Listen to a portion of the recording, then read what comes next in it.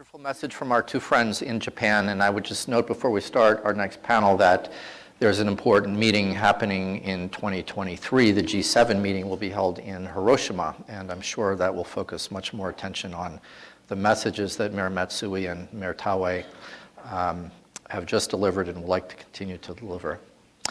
So now we will begin our first session with three distinguished experts on the nuclear threat in the wake of Russia's war on Ukraine.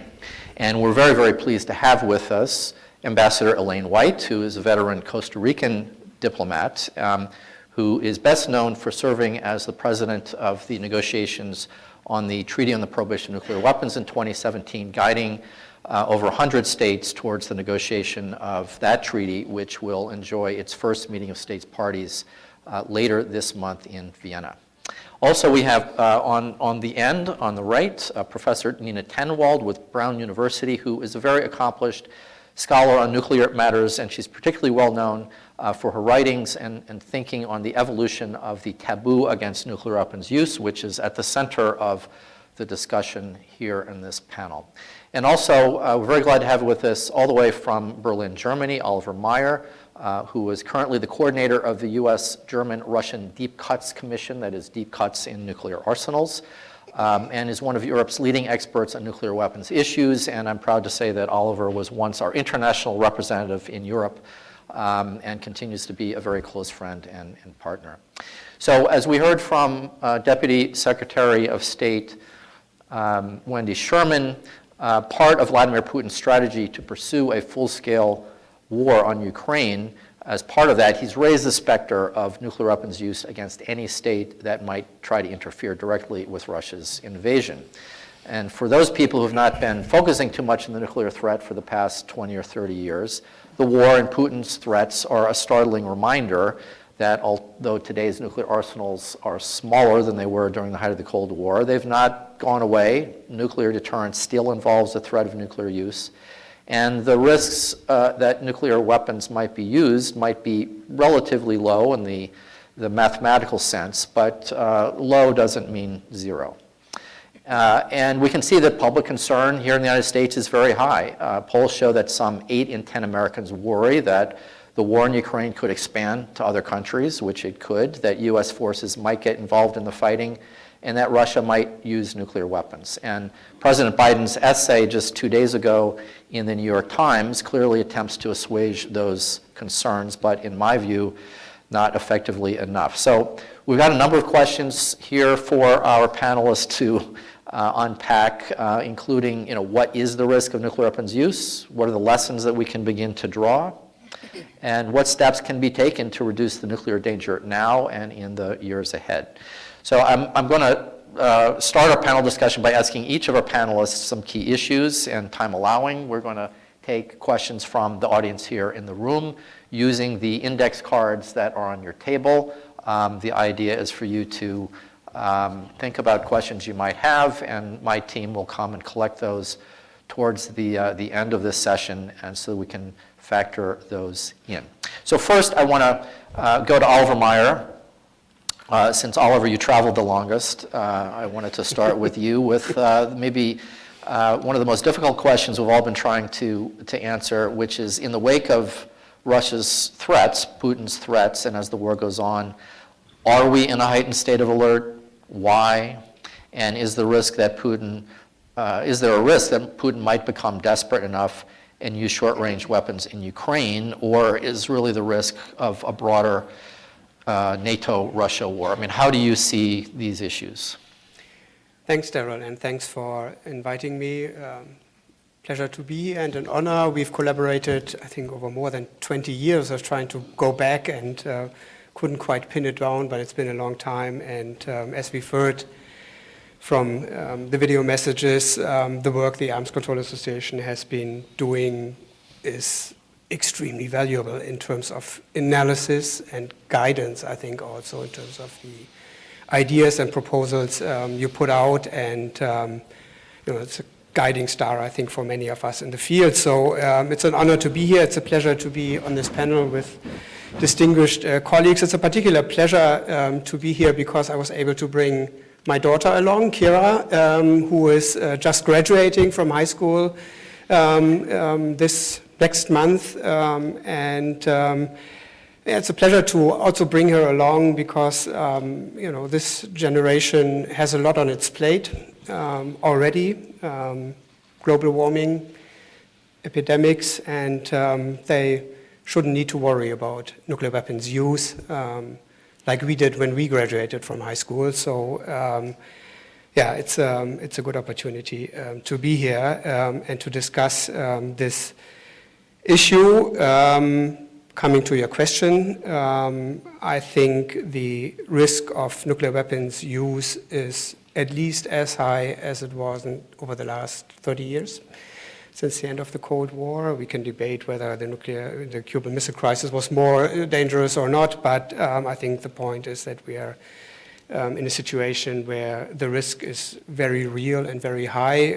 There are at least 3 factors that make it so dangerous. It's the first time, I think, that we have a full-fledged invasion attack of a country that is coupled with very explicit nuclear threats in a way that we haven't seen before. So offensive deterrence really seen in practice for the first time. This is a very long conflict, much longer than the Cuban Missile Crisis. That adds dangers because the longer this war goes on, the greater the risk will become, obviously. And we have a leadership in the Kremlin, unlike the past, which is very hard to read. And we don't know what's on Putin's mind. So these 3 factors taken together make this extremely dangerous, and the core task, I think, has to be to strengthen the nuclear taboo and to prevent nuclear weapons use. I think that's the first main point. I would still think that the risk of unintentional use or unintentional escalation to the nuclear level of this conflict is higher than the risk of intentional use. We see a development where the weapons that are being used are more capable, longer range, some dual use and dual capable systems, I should say, being used on the Russian side. That adds to risk, and that, I think, makes it still more likely than the risk of intentional use that we would come to the first time of nuclear use over 75 years. That being said, there is a risk that that Russia might use nuclear weapons first, intentionally. There is a very strange mix of old-type conventional war with very nationalistic rhetoric going on, and that makes it very hard to read what's on Putin's mind when he gave his declaration of war speech on February 24th. He basically I was trying to look for the quote, but I'll find it in a minute, trying to scare off NATO intervention, but it wasn't quite clear what he meant. I think he may have also intended to deter the kind of NATO support that we see for Ukraine by threatening to use nuclear weapons. So we're not quite sure where the red line is, and as the conflict evolves, he may come to conclude that it may be in his favor to use nuclear weapons. Very interesting reaction from Biden that you mentioned also 2 days ago, and an article yesterday in the New York Times which raised the possibility of, not only raised the possibility, as I understood, made the case that the US might not respond by also using nuclear weapons to possible nuclear weapons use. I think that's the task we have to think about, to raise this firewall between conventional and nuclear weapons use, to increase the distance between conventional wars and nuclear wars. And final point, maybe, I'm not quite sure that the NATO summit at the end of the month will result in agreements that take us in that direction. I'm rather concerned that the linkages between conventional and nuclear deterrences may be strengthened. And my personal lesson, we asked about lessons from the Ukraine war, would be that the war has shown that we can support a country like Ukraine without resorting to nuclear threats. If I read the New York Times article yesterday, that's the direction the administration wants to move, which is from a nuclear arms control and disarmament perspective exactly the right direction. So I hope NATO will follow along this path and not move in an opposite direction. Yeah. All right. Thank you. A lot to think about there. Ambassador Elayne Whyte, we here in the United States often think that we're the center of the universe, but we're not. We think about these issues in terms of people living, working in a nuclear weapon state, but you and many other leaders of non-nuclear weapon states have been warning about raising the alarm bell about the risk of nuclear weapons use for a long time, which is one of the very things that led to the negotiation of the treaty and the prohibition of nuclear weapons in 2017, which followed the humanitarian conferences on the impacts of nuclear weapons. I mean, how do you, and perhaps if you can channel the thoughts of others in the non-nuclear weapon state world, view Putin's nuclear threats in the context of this invasion? I mean, what does it say to those countries that don't have nuclear weapons about the assurances that have been given in the context of the NPT, the Non-Proliferation Treaty, and elsewhere, and the promise to reduce the role and number of nuclear weapons? So how do you see this? Well, thank you. Hello, good morning to everybody, and let me first express my congratulations to the Arms Control Association and for these 50 years of influence, hard work, and shared objective towards a more stable and prosperous world. Thank you. So keep on the good work. We are together there. Well, let me respond to that question in two parts. We all know that the non-nuclear weapon states have been ringing the alarm for over decades about the risk of nuclear weapons, but also have been very active in exerting leadership and agency and in trying to shape the agenda, at least on 5 different aspects. First, on the consequences of the use of nuclear weapons based on evidence. Second, on the issues of risk, responsibility, and transparency in requesting and placing demands on the agenda and proposals and measures to reduce and eliminate the risk either of accidental, unauthorized, or intentional detonations. On disarmament and on the balance, on a balanced and just nuclear order. That means on the balanced implementation of the 3 pillars of the NPT.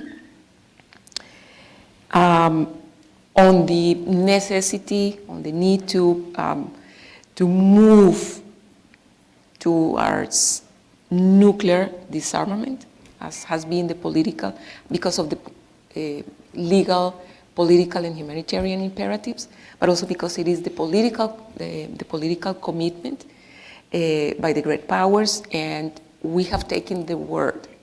We have taken the word as a serious commitment, so we have expected for over many decades to see that political commitment and legal commitment become a reality, as is the case because legal obligations are for all of us in the international community to comply with.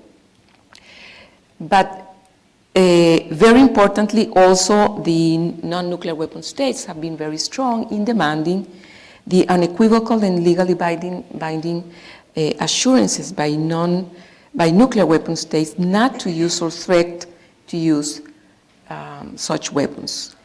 Those assurances have been viewed by the non-nuclear states as one of the major requirements for achieving an adequate balance between our obligations and the obligations of nuclear weapon states. The rules-based international order is definitely based on the reality that the rules are for us, for everybody to comply with. And I would like to reiterate in this moment, in view of the second part of my answer, the request very specific requests and demands from my own region, from Latin America, whose countries at the highest level of heads of state and government have reiterated the call towards the negotiation and adoption of universal and legally binding instruments on negative security assurances, but also on the need to withdraw the interpretative declarations from the protocols of the Tlatelolco Treaty. Notwithstanding the slow progress in meeting these demands and requests, the non-nuclear weapon states have reiterated the roadmap, institutional and legal roadmap, and reiterated the status of being compliant with all legal obligations. And with that legal and moral basis, requesting and demanding further steps on the issue of nuclear disarmament. With those background points, how do we see those threats precisely at the very moment leading up to the invasion? First of all, they violate the legal foundations of the international system overall, not only of the Article 2, Paragraph 4 of the UN Charter, and the obligation to refrain from the threat or use of force against the territorial integrity and political independence of any state or in any other manner that is inconsistent with the UN Charter.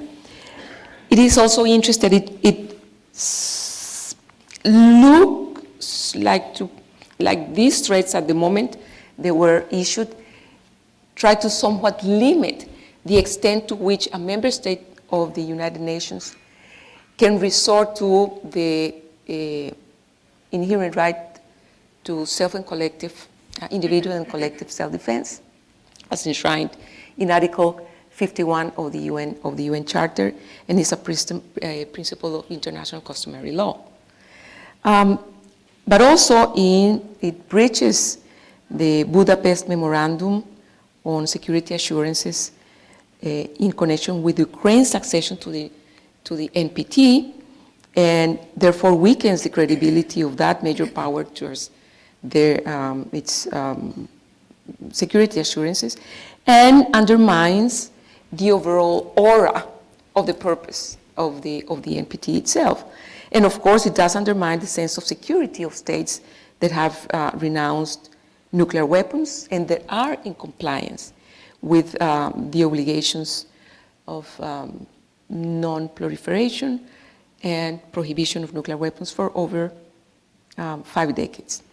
So it brings to the center stage the discussion about the imperative of nuclear disarmament together with the necessary discussion of the security assurances for the non-nuclear weapon states as an inherent and fundamental component of the equation of the nuclear order. So you see a lot of problems, in other words. That was a very thorough and good answer to these issues. Professor Tannenwald, you've literally written a book on the nuclear taboo, which I hope everybody has read at some point. I mean, Nina, let me just ask you to address the question I asked Oliver, and then another question I wanted to pitch to you. I mean, the question I asked Oliver, of course, is, are we in a heightened state of alert? Why? Your thoughts about that. But also, putting this in what has happened over the last few weeks in historical perspective. I mean, Putin's threat wasn't the first that's ever been issued. It's not the first challenge to the nuclear taboo. I mean, how does it compare? How should we see this in historical context? Thank you, Daryl, and thank you for inviting me, and it's a pleasure to be here and speak to this group. So yes, a little historical perspective. So during the Cold War, the US and Soviet Union made nuclear threats against each other. That was somewhat regular feature of the Cold War. After the Cold War, the patterns changed a bit. So there were actually more nuclear threats made after the end of the Cold War. This is in part because there were more nuclear-armed states then. But the majority of these threats were made by India and Pakistan against each other, and by the United States against countries who are perceived to be outside the international normative community as defined by the NPT. So Iraq and North Korea. So the United States actually made more nuclear threats after the end of the Cold War, although many of these were very veiled. The United States has not made nuclear threats against Russia since the end of the Cold War. Russia, however, has made nuclear threats against NATO. So that's the NATO countries and the West. So that is the historical pattern. The Cuban Missile Crisis we consider the greatest, I think, moment of nuclear danger. I do think the Cuban Missile Crisis was more dangerous than the current crisis because escalation was essentially one decision away. Right? If Khrushchev or Kennedy had made a different decision, there could have immediately been an escalatory momentum. Having said that, the Ukraine war, as Oliver noted, is a hot war. The Cuban Missile Crisis did not break out into fighting, fortunately. Ukraine war is a hot war, and it will likely go on much longer. And in both the Cuban Missile Crisis and Ukraine, there is a risk of inadvertent escalation and miscalculation. And Putin has a track record of miscalculation. And so that is something that we should worry about. I think the risk of nuclear use is low still, but it's not zero. And the longer the war goes on, the more the risk goes up. And in part for arguments that people have made about if Putin gets backed into a corner and out of frustration reaches for a tactical nuclear weapon. So my view is that the goal should be to try to end the war as soon as possible. Now, because I'm here to talk about norms, let me say something about sort of the normative status of nuclear threats. And so one of the things that's really different, of course, about Putin's nuclear threats is that they're very blatant, and as my colleagues have noted, they're being used to shield a full-scale conventional aggression.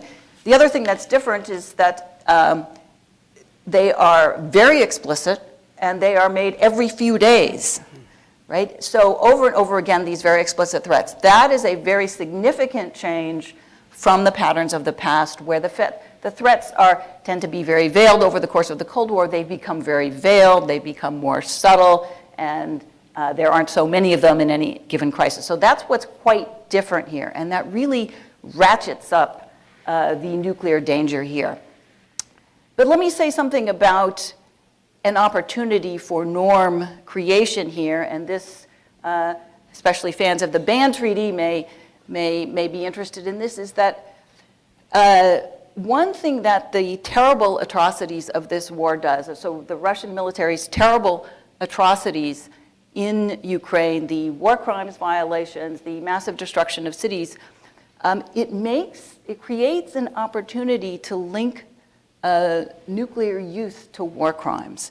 That is, if you look at the devastation in Ukraine right now caused by conventional weapons, it is not very difficult to imagine how much worse it would be if a nuclear weapon were used. And so there's a moment here for the norm entrepreneurs to create a narrative, to strengthen the narrative that a use of a nuclear weapon in a war like Ukraine would be a war crime, especially, of course, if it were used on a city.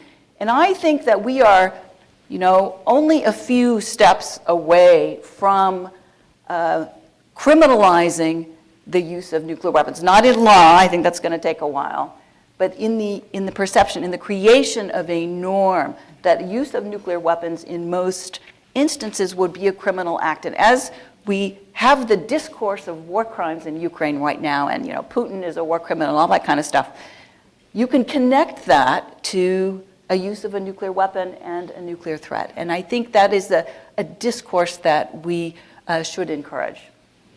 All right. Very thought-provoking.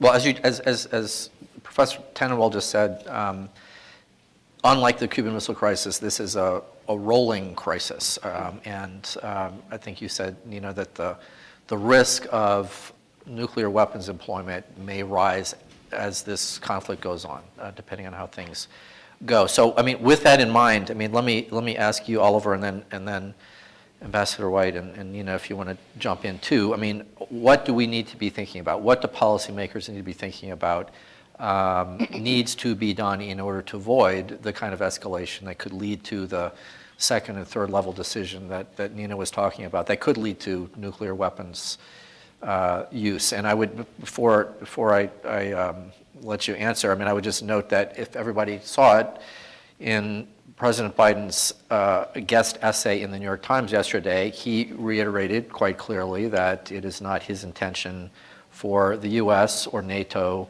forces to become directly engaged with Russian forces in Ukraine. But best intentions don't always pan out in these kinds of things. So, I mean, what specifically, do US policymakers, NATO policymakers, Russian policymakers need to be doing to avoid that kind of situation? I mean, from Europe, I'm sure this is top on your minds. Thanks, Daryl. Yeah, that's something we also discuss in the Deep Cuts Commission, as you know. Those of you who are not familiar with the commission, that's been around for almost 8 years now. It's a group of German, Russian, and US experts that is not only discussing the possibility of deep cuts, but also looking at ways to reduce nuclear risks. We also have a Young Deep Cuts Commission since last year.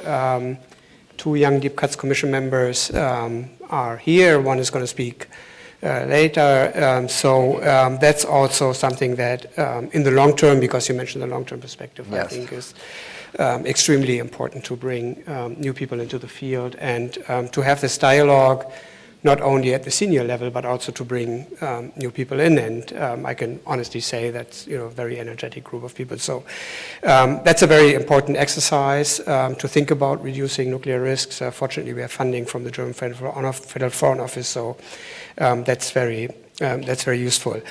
One of the things we agree in the Commission, and that I think is very important and has been mentioned before, is finding ways to replace New START with a new agreement or new agreements. That's one of the difficult questions, I think. What parcels we're trying to agree on in the context of possible talks. I cannot really speak for all the commissioners, but I think that's one issue where we all agree on, that both sides should try to find a way back to the negotiating table in Geneva or elsewhere as quickly as possible, and for the reasons that most of you are aware of, not only to keep the restrictions, but also to keep the verification and inspection regime in place, which is a way to interact and keep this dialogue also at a working level, which is extremely important.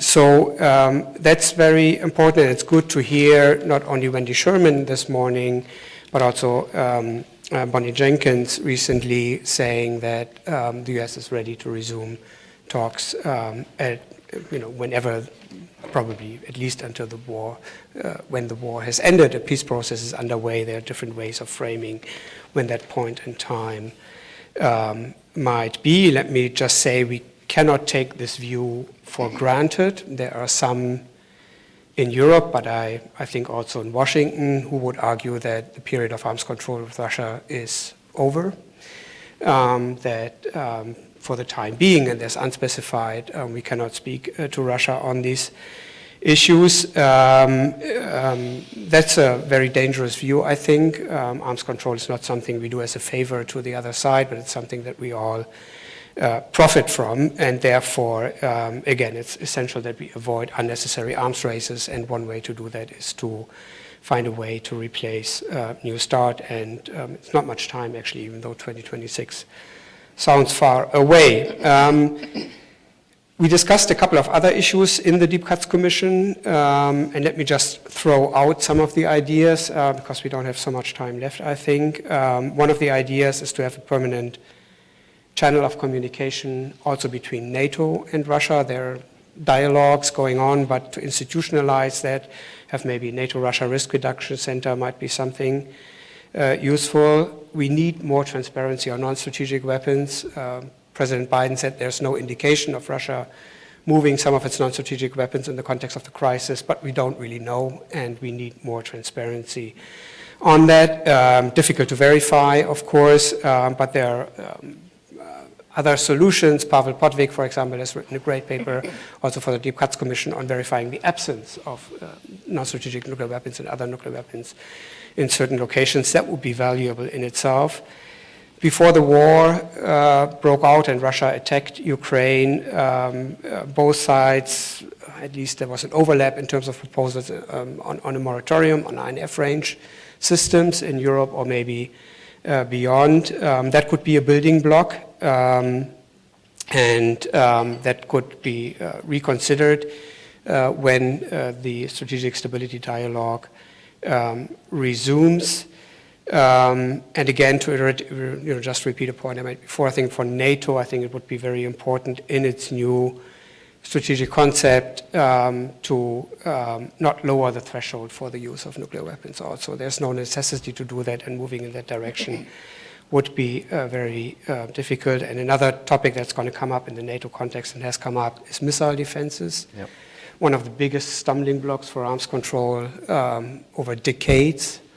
NATO right now has language in its existing strategic concept that it will not use missile defense to target Russian strategic forces particularly. I think that's the intention.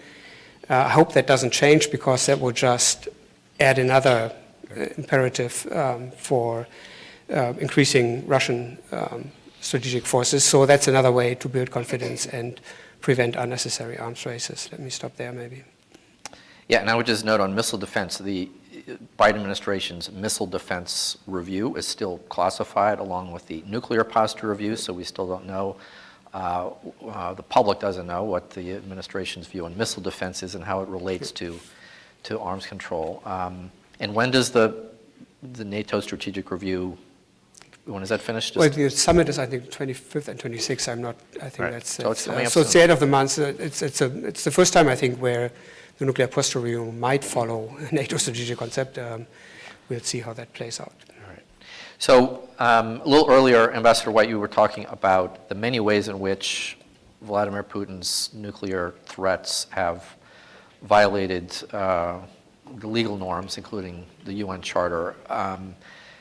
And in early March, I think it was March 2nd, there was a UN General Assembly resolution, 141 voting in favor, condemning the invasion in general, and there was a clause in there condemning the decision by Putin to raise the nuclear alert levels, not the threat per se, but to raise the nuclear alert levels. So, I mean, looking ahead over the next few months, also with respect to the upcoming meeting of states parties of the Treaty on the Prohibition of Nuclear Weapons on June 21 to 23, and then the Nuclear Non-Proliferation Treaty Review Conference beginning August 1, these opportunities. I mean, how can the international community, which of course is not some vague thing, it's actual people, it's actual governments, I mean, how can these leaders respond to this unprecedented situation? Or is that clause in that resolution going to be enough to send the message to Vladimir Putin that this is not something we should be doing? I mean, what are your thoughts about what can be done as a practitioner? What's the menu that you would offer? Yes, this is a very, of course, unprecedented moment. It is creating a dangerous momentum and situation, and a sentiment that it is much more dangerous to be a non-nuclear weapon state. In terms of the powerlessness, the feeling of powerlessness, and the misperception in some publics. For instance, there has been a lot of discussion about the fact that Ukraine became a non-nuclear weapon state and being portrayed as a historic mistake, and that this is something that we think is a matter of concern. So, going back to the normative, because I think it is fundamental to start with how we frame the behavior of states in the international community. The resolution 11.1 does provide the legal framework that very clearly specifies the illegality and unlawfulness of all these situations. So that aspect is somewhat covered, and in the sense that also it is very clearly also recognizing the sovereignty and political independence and territorial integrity of Ukraine within the internationally recognized borders, but also the call to the resolution of the crisis and of this war by peaceful means. So that aspect is covered, but we need to ask ourselves how the different types of countries in the international community are going to do damage control and take damage control measures that's being done to the international system above all. And in that case, I strongly believe that the non-nuclear weapon states are going to continue with the path of compliance with legal obligations, and there is going to be an increased commitment towards the signing and ratification of the treaty on the prohibition of nuclear weapons, and then hopefully we are going to have a very successful first meeting of state parties that is going to undertake, and most probably we are going to see many expressions of the unequivocal commitment and towards the reinforcement of the legal obligations towards non-proliferation and disarmament overall, and the prohibition of nuclear weapons. But also, we need to, this moment in time, we are also to expect agency, leadership, and restraint on the part of the nuclear powers, and of course, many of the statements in the media in the last days by President Biden and other officials are welcome in the sense of receiving this signal of restraint and thoughtful consideration of every single step in behaving in this situation, because above all, what it is difficult to understand from the nuclear deterrence doctrine is that in these supposed linear steps that follow escalation and potential nuclear use, when you ask yourself is, where is human agency? Where is human and political leadership? As the one that we saw, for instance, in the Cuban missile crisis in the 60s. So in this time and age, we also see and expect the same kind of agency, rational behavior, restraint, and leadership in terms of increasing the nuclear taboo, taking on board arms control measures and initiatives with all the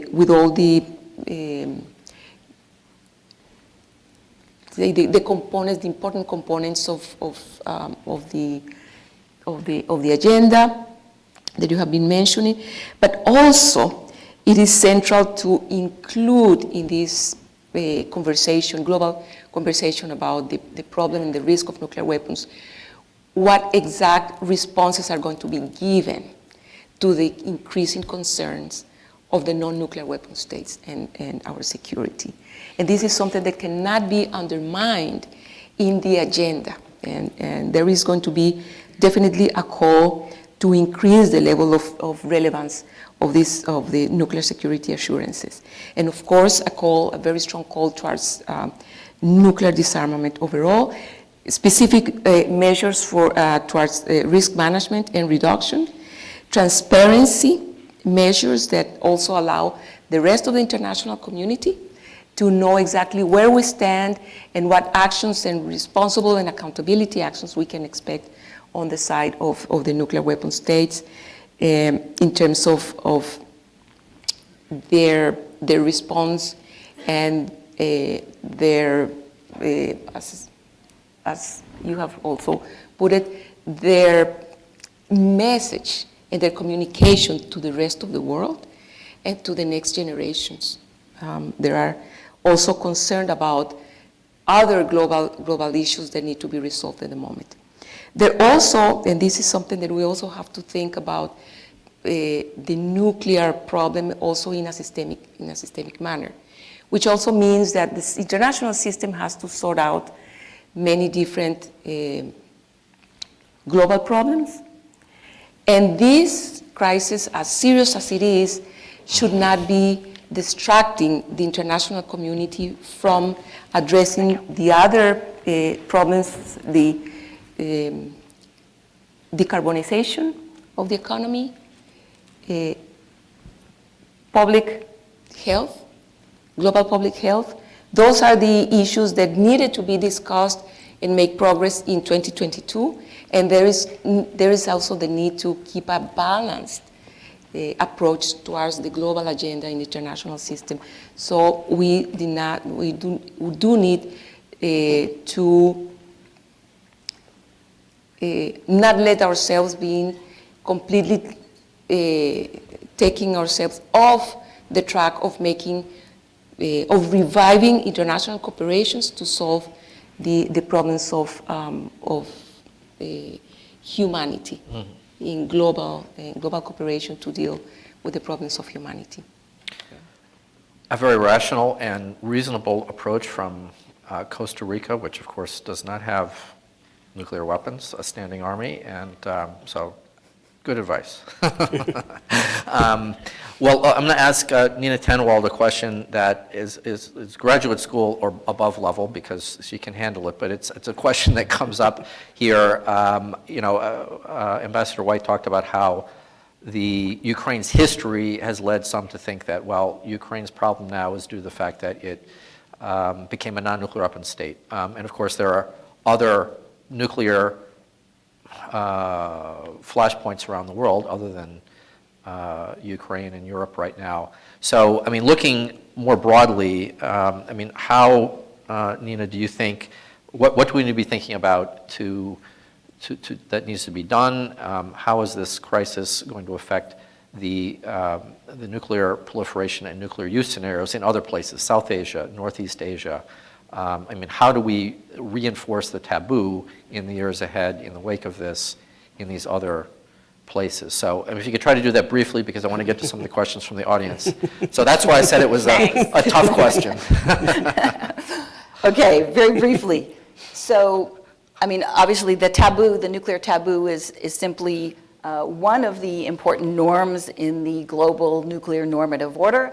There are other important norms, and these are all under threat today, as you note. So non-proliferation, disarmament, and deterrence. I would define deterrence as a norm because deterrence as opposed to warfighting with nuclear weapons, and stable deterrence needs to be embedded in shared norms and institutions for it to be stable. So all of these norms are under threat. I think you're right. There are other flashpoints. So we have a looming arms race in East Asia.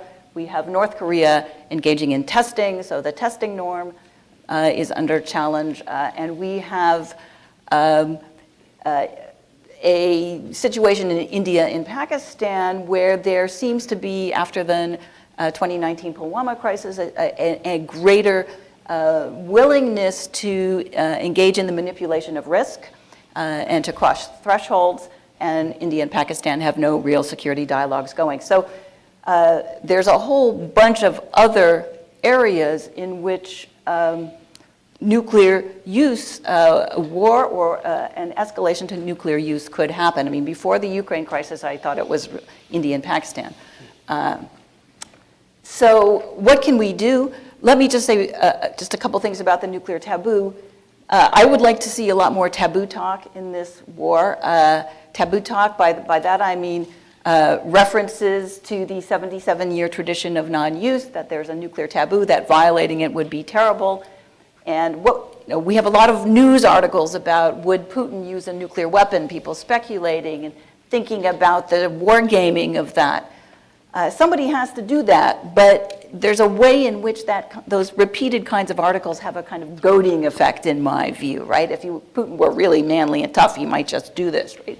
That's not what we want. So I thought that Biden's New York Times article and Secretary General Stoltenberg's comments the other day at the news conference, where he reminded Putin that Russia had joined the P5 statement, reiterating the Reagan-Gorbachev statement that nuclear war cannot be won and should never be fought. There should be much, much more of that. That should be the first response to any reporter's questions, is that Putin has committed himself to this, reiterated this, we know it's terrible, right? That kind of taboo talk. But more generally, obviously, non-proliferation norms are going to be under threat. And I think here that it very much depends on how the war turns out. So if Ukraine basically survives the war, it is not dismembered, then I think the states might conclude that one can respond to this kind of aggression effectively with conventional weapons.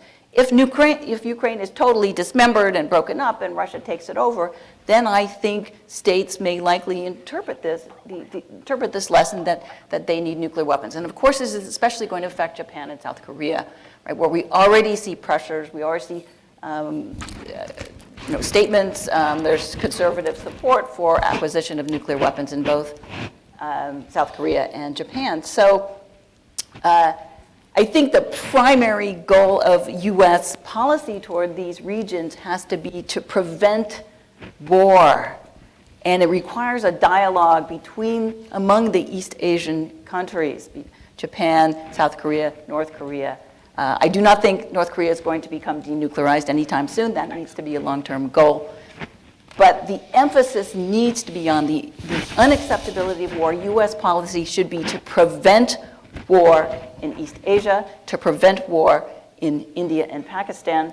That has to be the primary goal. So we do not want new tactical nuclear weapons deployed in Asia or in Europe. There should be a new norm. We can establish a norm, no new deployments. That would be going in the wrong direction. Rather, the discussions with the allies should be about political and military cohesion, political support, that is more important, with an emphasis on diplomacy. But we need to reinforce the taboo. We need to stigmatize nuclear threats. And one thing, this is my last point, one thing is that when you have a blatant violation of a norm like Putin is doing now with these blatant nuclear threats, it creates an opportunity to strengthen the norm, that everybody can see how horrible and how inappropriate and how irresponsible this is.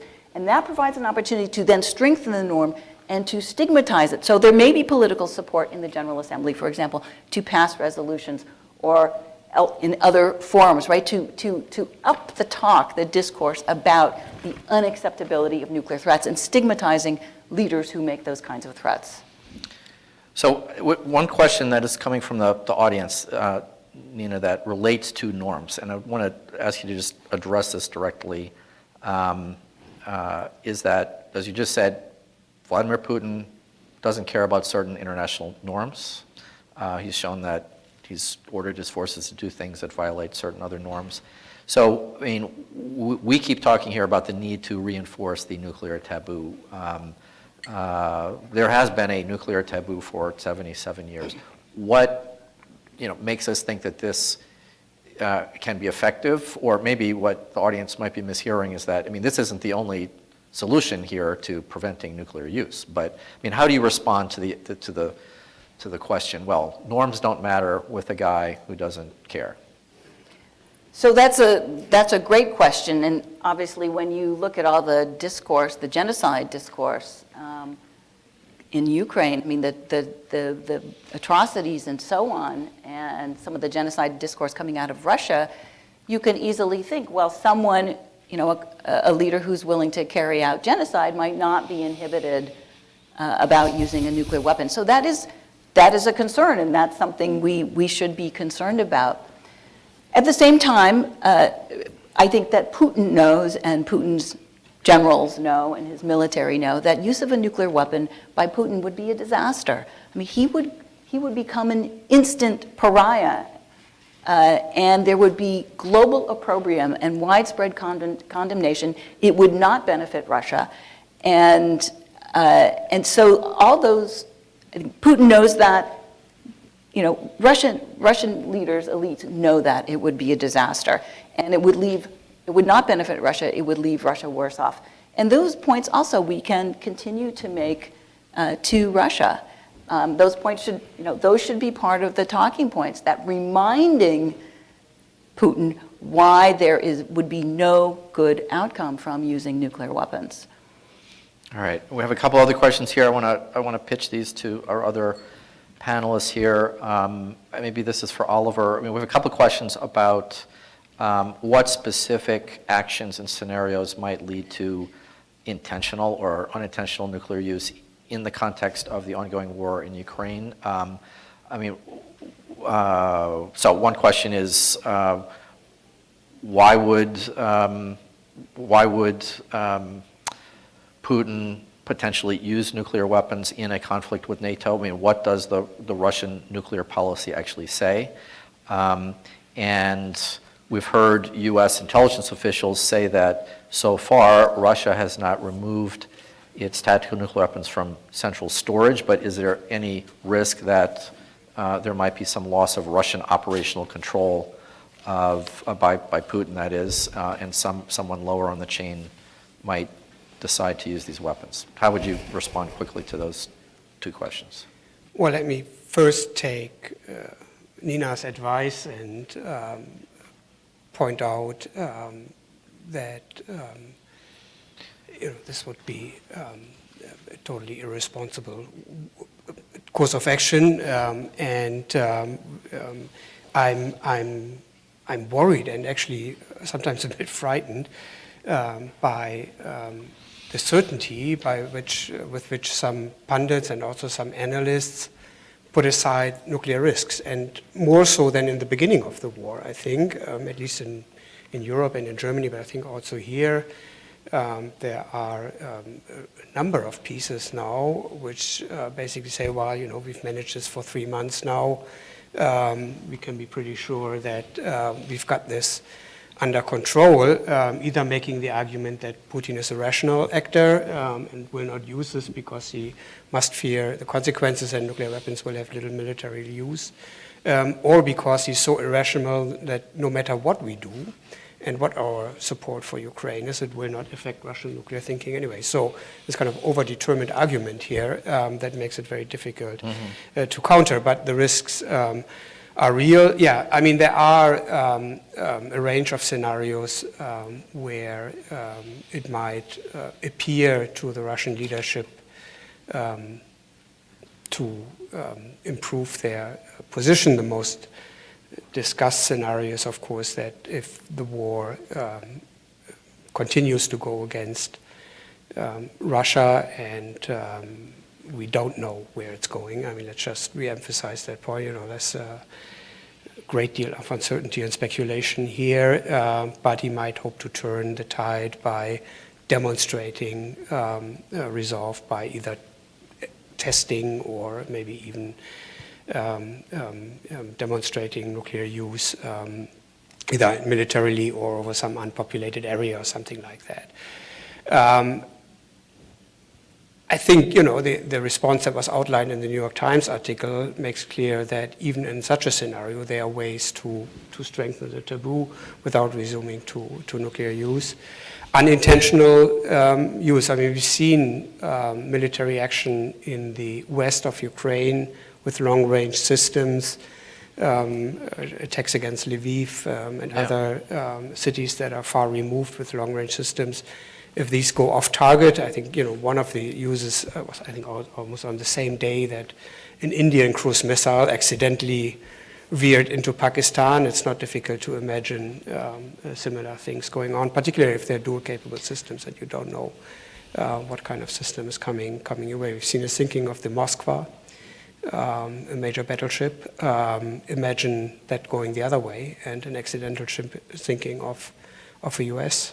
battleship in the Black Sea. I mean, there are scenarios where you think, things can get quickly out of it, particularly because the Russian signaling is extremely confusing. You've seen a statement, I think on the same day actually, by the Russian ambassador in London excluding the possibility of use of non-strategic weapons. At the same time, you have members of the Russian Duma ranting about using nuclear weapons on Germany and other countries.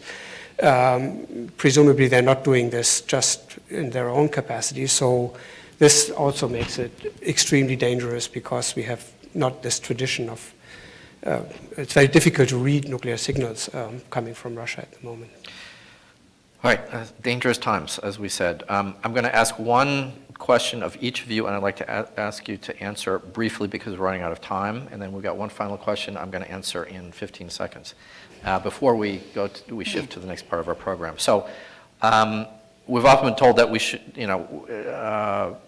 nuclear weapons use is unthinkable, but we're thinking about it.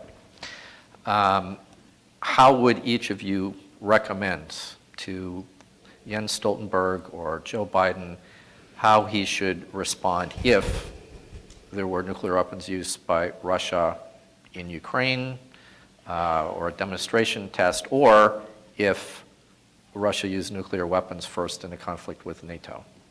And keeping in mind, of course, that if Russia used nuclear weapons against NATO, there's a high risk that we're going to have, and if there's retaliation with nuclear weapons, escalation.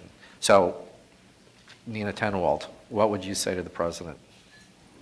Well, I think he's already made what I think is the correct decision, which is that retaliation should not be in kind, so that the U.S. has overwhelming conventional superiority and can respond conventionally. And if we're trying to maintain a norm here, right, or we're trying to maintain a taboo, and we don't want to engage in the behavior we're trying to stigmatize. And there's a parallel here with chemical weapons. So if Russia used chemical weapons in Ukraine, the United States would not respond with a chemical strike. We'd respond conventionally.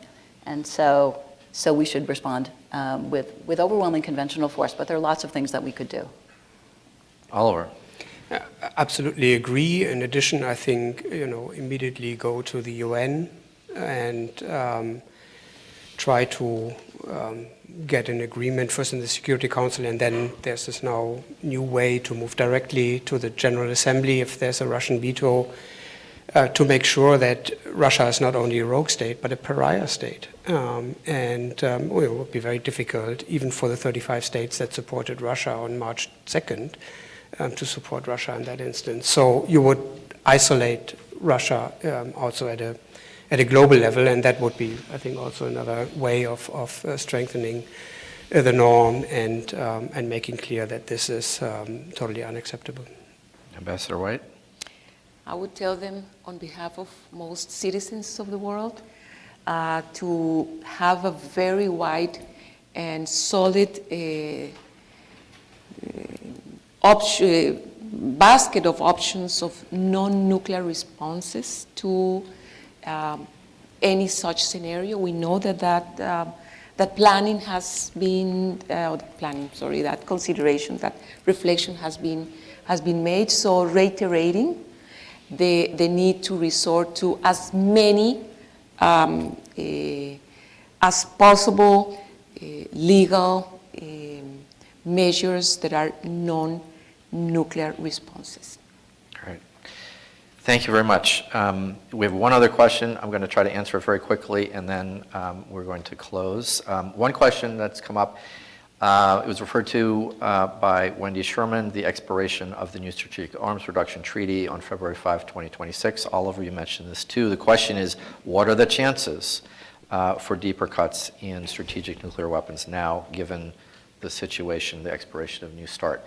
That's actually a very good question for Assistant Secretary of State Mallory Stewart, who's going to be our keynote speaker. But I would just note that we have been living for 50 years with some kind of U.S., Soviet, Russian bilateral arms control agreement, the first one negotiated by the man who would become a board member of the Arms Control Association, Gerard Smith. It was concluded on May 26, 1972.